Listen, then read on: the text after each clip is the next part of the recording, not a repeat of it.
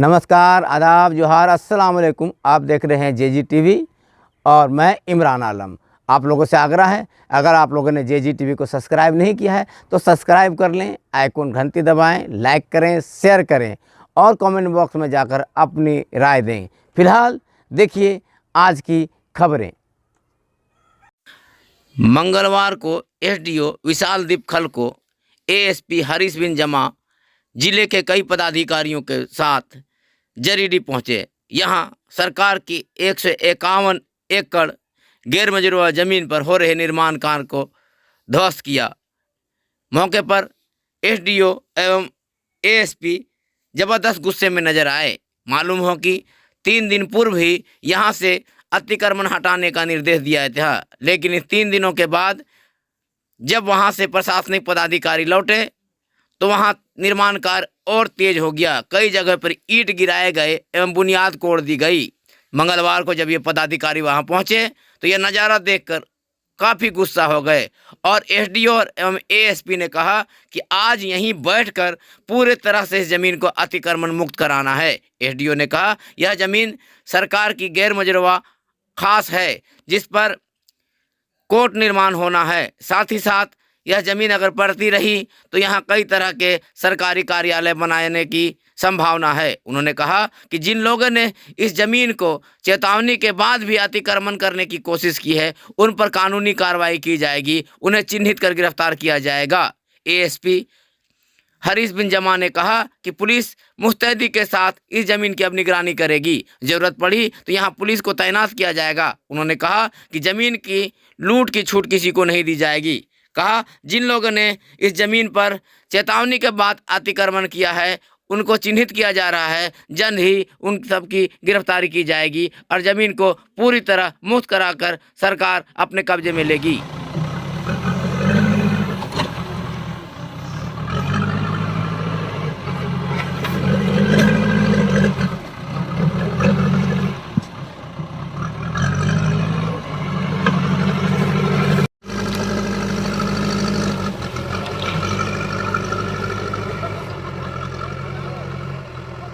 ये जीएम ज़मीन है, यहाँ पे कुछ लोगों के द्वारा अतिक्रमण करने का प्रयास किया गया।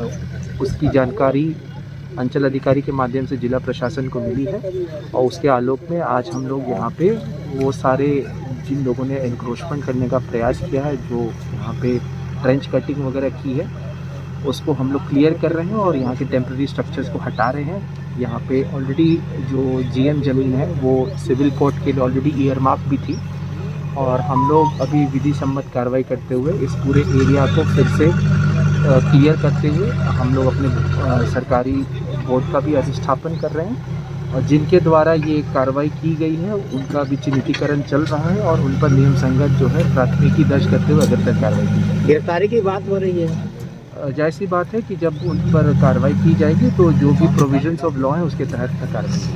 किसी का नाम भी सामने आया तो टोटल नहीं किया गया है। ये जो यहाँ 2 प्लॉट है 1534 और 1390, तो 1534 में है 78 एकड़, 1390 में है 73 और ये सर्वे खतियान के अनुसार गैर मंजूर खास किस्म प्रति कदीम जमीन है जो प्योर सरकारी भूमि है और इस भूमि पर आनन फानन लोगों ने ट्रेंच काट के, चूना गिरा करके, ईंटा गिरा करके लोग इसको कैप्चर करने का प्रयास किया, अपने दखल में लेने का प्रयास किया। लेकिन जैसे ही हम लोगों को सूचना मिली तो आनन फानन में हम इस पर फौरी कार्रवाई किया और इसको हम ठीक कर रहे हैं। और 2 गो जो कंस्ट्रक्शन है इसमें, एक उधर सड़क किनारे और एक ये, इसको निर्माण कार्य कर दिया गया है। इस पर भी हम लोग नोटिस करने जा रहे हैं और विधिवत बीपीएलई के तहत कार्रवाई करेंगे और इस दोनों भवन को भी तोड़ेंगे। और ये जो ज़मीन है सरकारी भूमि है जिस पर सिविल कोर्ट गिरिडीह का प्रस्ताव आया है बिल्डिंग निर्माण के लिए, उसका कैंपस के लिए, उसका क्वार्टर के लिए, तो ये सिविल कोर्ट गिरिडीह के लिए प्रस्तावित भूमि है। इस भूमि को लोग आनन फानन में चुपके तरीके से अवैध रूप से लोग कैप्चर करने का प्रयास किए थे, जिसकी सूचना हम लोगों को मिली तो फौरन हम लोगों ने कार्रवाई किया है और लोग भाग खड़े हुए हैं। अब इस पर हम लोग आगे की कार्रवाई करेंगे। मिली थी, ये सरकारी ज़मीन है, कोर्ट का ऑर्डर भी है इसमें। तो यहाँ पे अवैध निर्माण किया गया है, अवैध कार्य किया गया है, तो उसको जिला प्रशासन और पुलिस साथ में आई है, उस पर कार्रवाई की जा रही है और एक लिखित आधार पे हम लोग एक FIR भी करेंगे और जल्द से जल्द जो भी लोग इसमें संलिप्त हैं उनको पकड़कर हम लोग जेल भेजने का काम करेंगे। कुछ नाम सामने आया है क्या? अभी तक कोई नाम ऐसा सामने नहीं आया है। FIR हो जाएगा, उसके बाद जो कानूनी कार्रवाई होती है वो हम लोग करेंगे। पर मैं आपको यही कह सकता हूँ कि जल्द से जल्द इसमें जो भी लोग संलिप्त होंगे कार्रवाई उन पे जरूर होगी। जमीन बची रहे इसके लिए क्या करेगी पुलिस प्रशासन के लिए? देखिए, अभी तो ज़मीन में यहाँ पे जो अवैध निर्माण किया गया उसको हटाया जा रहा है। उसके बाद हम लोग लगातार पेट्रोलिंग करवाते रहेंगे यहाँ पे, और अगर ज़रूरत पड़ी तो हम लोग यहाँ फोर्स भी रखेंगे। लेकिन ये सरकारी ज़मीन है, कोर्ट का ऑर्डर है, इस पर किसी भी तरह का अवैध निर्माण नहीं होने दिया जाए, यही हम लोग का प्रयास रहेगा। झारखंड के शिवपुरी में शिबू सोरेन का 74वां जन्मदिन झारखंड मुक्ति मोर्चा कार्यालय गिरिडीह में मनाया गया। मौके पर गिरिडीह विधायक सुदीप कुमार सोनू, जिलाध्यक्ष संजय सिंह, उपाध्यक्ष शाहनवाज अंसारी समेत कई लोगों ने खुशियों का इजहार किया। विधायक सुदीप कुमार सोनू ने कहा कि हमारे लिए सौभाग्य की बात है कि झारखंड आंदोलनकारी के प्रेरणा स्रोत, झारखंड को अलग कराने वाले, बेहतर झारखंड का सपना देखने वाले शिबू सोरेन का छत्र छाया अभी हमारे सर के ऊपर है। उन्होंने कहा कि शिबू सोरेन ने जिस झारखंड की कल्पना की थी उसे हम लोग साकार करेंगे। यह सरकार झारखंड में शिबू सोरेन के सपने को साकार करेगी। मौके पर एक प्रेस कॉन्फ्रेंस का आयोजन कर गिरिडीह विधायक ने कहा कि बरवाडीह में जो पिछले दिनों कांड हुआ उसको एक पार्टी विशेष के समाज से ठुकराए हुए नेताओं ने अंजाम दिया। उन्होंने कहा कि फैक्ट्री संचालक ने भले गलती की थी, उसको उनकी सज़ा मिलनी ही चाहिए थी, लेकिन भोले भाले जनता को बरगला कर कुछ समाज से दरकिनार किए नेताओं ने पूरे मामले में हुड़दंग किया और बेकसूर लोगों को फंसने को मजबूर किया। उन्होंने कहा कि मृतक सद्दाम के परिजनों को 11,25,000 रुपया सरकारी प्रावधान के अनुसार मुआवजा दिलाया गया है। कहा बेकसूर को फंसने नहीं दिया जाएगा, लेकिन कसूरवारों पर जिला प्रशासन कार्रवाई करेगी। विगत 2 दिनों में मुंद्रा राइस मिल में सिमरिया धौड़ा निवासी एक सद्दाम की मृत्यु के उपरांत जिस तरीके से चीज़ें हुई, यह कहीं न कहीं बड़ी दुर्भाग्यपूर्ण थी। बिल मालिक के द्वारा असंवेदनशीलता का परिचय देकर इस मामले के त्वरित समाधान से भागने का प्रयास घोर निंदनीय था। कतिपय राजनीतिक दलों के कार्यकर्ताओं ने व्यक्तिगत राजनीतिक महत्वाकांक्षाओं के लिए भोले भाले निर्दोष युवकों को भड़काकर पुलिस प्रशासन के समक्ष जो खड़ा करने का प्रयास किया, ये घोर निंदनीय था और ये स्वस्थ लोकतांत्रिक परंपरा के विरुद्ध था।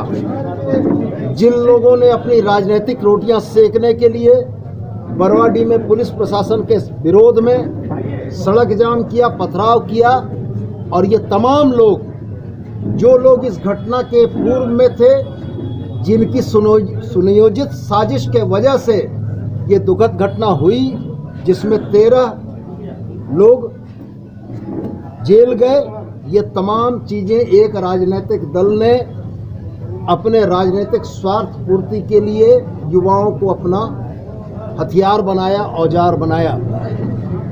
सोशल मीडिया में या अन्य जगहों पर हम लोग इस बात को देख रहे हैं कि लगातार दुष्प्रचार किया जा रहा है कि जिस मृतक के मुआवजे की राशि प्रबंधन के साथ सकारात्मक वार्ता करके 11,13,000 रुपया और प्लस 12,000 रुपया उसके अंतिम क्रिया के लिए, यानी कुल 11.25 लाख रुपया हम लोगों ने दिलवाया, उस पर भी सवालिया निशान खड़े किए जा रहे हैं। मैं आपके माध्यम से आम जनता से लेकर तमाम बुद्धिजीवियों को यह अवगत कराना चाहता हूं कि किसी भी कारखाने में हुई मृत्यु के लिए भारत सरकार का द एम्प्लॉइज कंपनसेशन एक्ट 1923 है, जिसे हिंदी में कर्मकार प्रतिकर अधिनियम 1923 कहा जाता है।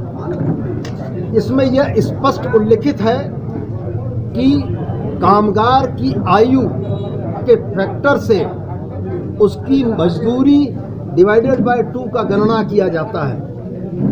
मैं आपके समक्ष रख रहा हूँ मृतक सद्दाम, जिसका आधार कार्ड मेरे पास है।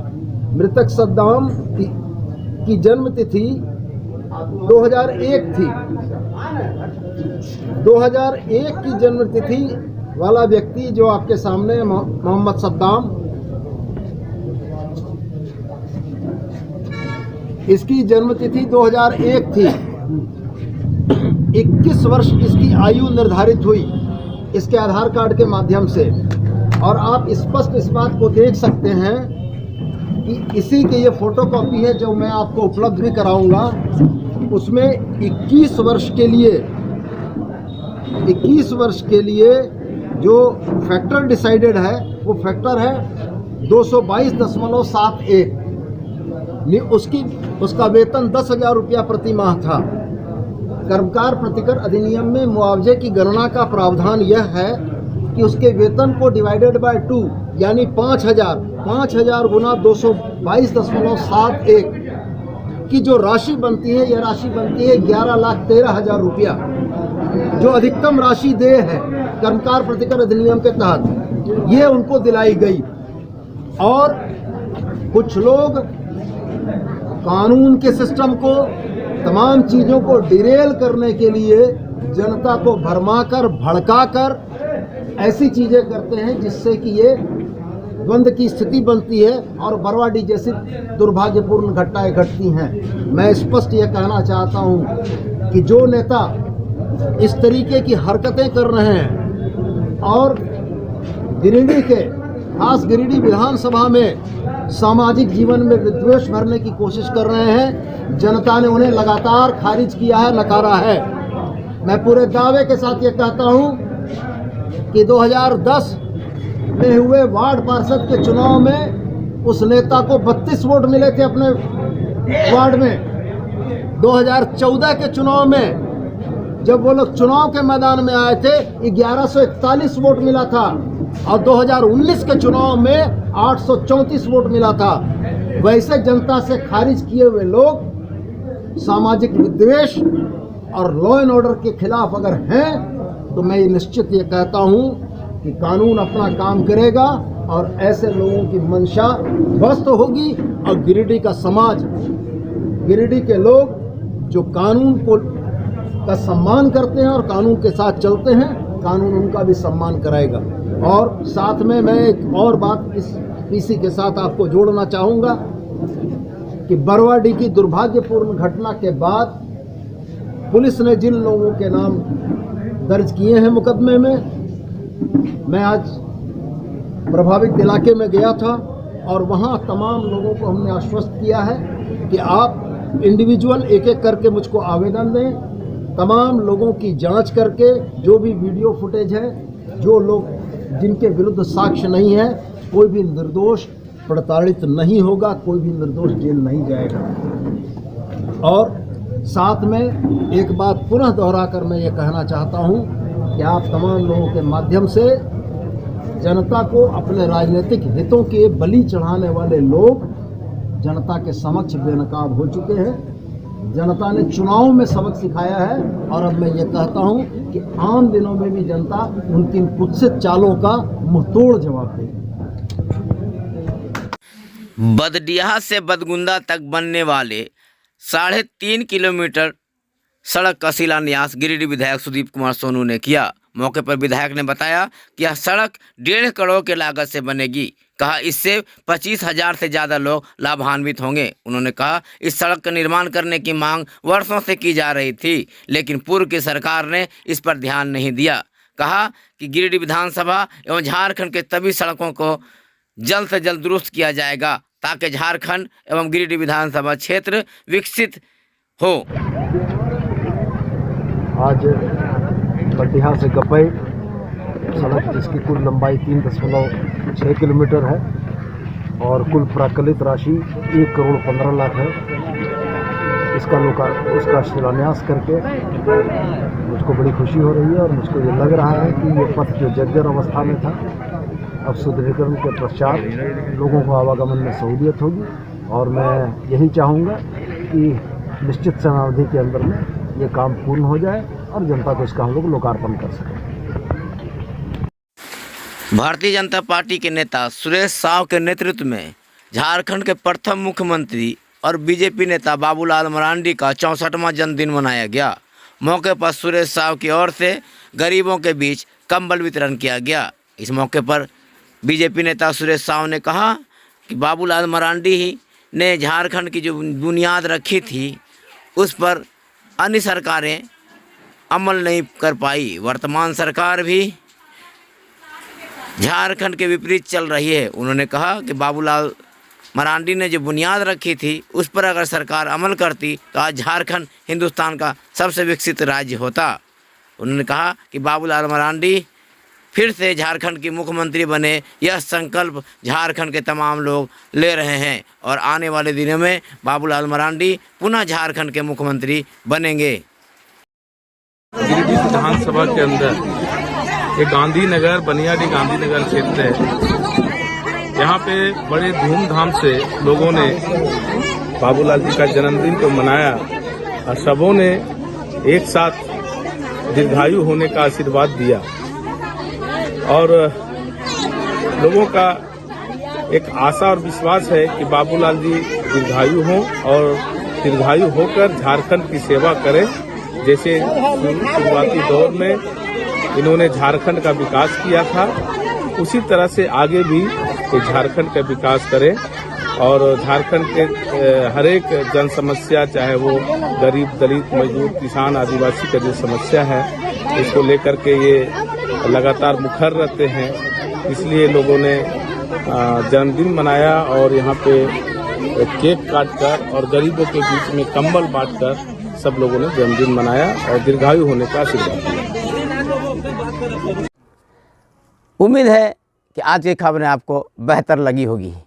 तो इसी तरह की खबरें देखने के लिए JGTV को सब्सक्राइब करें, आइकन घंटी दबाएं, लाइक करें, शेयर करें और कमेंट बॉक्स में जाकर अपनी राय ज़रूर दें ताकि हमें भी लग सके कि हम आखिर जनता के साथ कितने खड़े उतर रहे हैं। तो जुड़े रहें JGTV के साथ। JGTV आपके साथ।